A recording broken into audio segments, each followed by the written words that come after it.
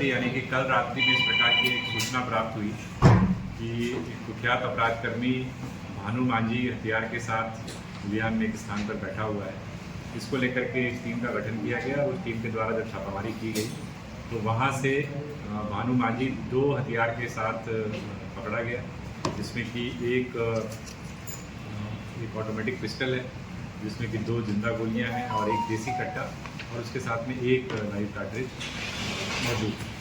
इसके बाद जब उससे और सघनता से पूछताछ की गई तो उसने एक राकेश मंडल उर्फ पकौड़ी नाम के व्यक्ति का नाम बताया, जिसके द्वारा इन हथियारों की आपूर्ति उसे की गई। जब उसके घर पे छापामारी की गई तो उसके पास से पुनः जो है 2 हथियार बरामद हुए, जिसमें कि एक देसी कट्टा और एक देसी ऑटो पिस्टल है और कुल मिलाकर के 2 मैगजीन और 5 जो है आपको लाइव कार्ट्रिजेज उसके पास से बरामद हुए। तो कुल मिलाकर के हम लोगों के पास जो है 2 देसी पिस्टल, 2 देसी कट्टा, 7.65 mm का 5 लाइव कार्ट्रिज और 8 mm का जो है कार्ट्रिज हम लोगों को प्राप्त हुआ है। अगर हम इनके आपराधिक इतिहास की बात करें तो भानु मांझी के ऊपर 1 दर्जन से अधिक मामले पहले से दर्ज रहे हैं। कुख्यात अपराधकर्मी रहा है।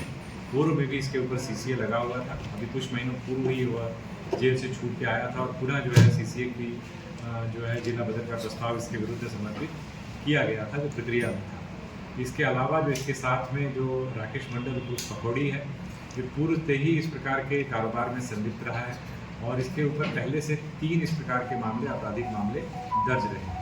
इसमें हम लोग और सघनता से हम लोगों ने इसमें जांच की है, क्योंकि एक प्रकार से हथियारों की सप्लाई करने का पकौड़ी काम करता था।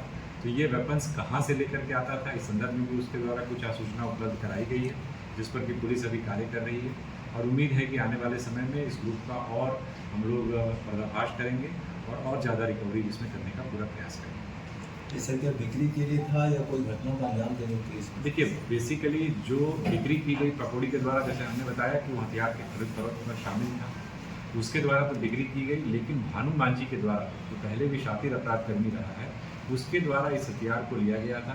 क्योंकि जैसा मैंने बताया कि कुछ समय पूर्व ही यह जेल से छूट करके आया था और अपने क्षेत्र में अपने वर्चस्व को पुनः स्थापित करने का प्रयास किया, जहाँ से भी उसे जिस प्रकार से भी रंगदारी या बाकी तरीके की जो बरामदगी होती थी, लंबे समय तक जेल में रहने के कारण उसके प्रभाव क्षेत्र में कहीं ना कहीं कमी आई। उसको पुनर्स्थापित करने के लिए कुछ लोगों को इसने अपने टारगेट पे भी रखा था और इसको लेकर के उसने हथियार की खरीदी की थी। ये पकौड़ी से हथियार खरीदा था या लिया था? खरीदा। लिखा कौन? तारीख से राशि के बारे में भी क्लियर नहीं हो पाया है। संभवतः इससे जो है 15-15 हज़ार रुपये करके एडवांस हम